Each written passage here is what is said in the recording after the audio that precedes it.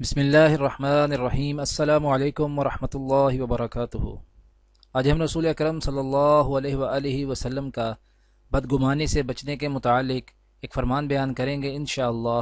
اس سے پہلے آپ سب سے گزارش ہے کہ اس ویڈیو کو آگے ضرور شیئر کریں، جزاک اللہ۔ حضرت ابو ہریرہ رضی اللہ تعالی عنہ بیان کرتے ہیں کہ رسول اللہ صلی اللہ علیہ وآلہ وسلم نے فرمایا، بدگمانی سے بچتے رہو، کیونکہ گمان بدظنی سب سے جھوٹی بات ہے۔ آپس میں ایک دوسرے کی برائی کی تلاش میں نہ لگے رہو، نہ ایک دوسرے سے بغض رکھو، نہ پیٹھ پیچھے کسی کی برائی کرو، بلکہ اللہ کے بندے بھائی بھائی بن کر رہو۔ دعا ہے کہ اللہ تعالی دنیا اور آخرت کی تمام بھلائیاں عطا کرے، عمل کی توفیق دے۔ سبحان ربک رب العزت عما یصفون وسلام علی المرسلین والحمد للہ رب العالمین، آمین۔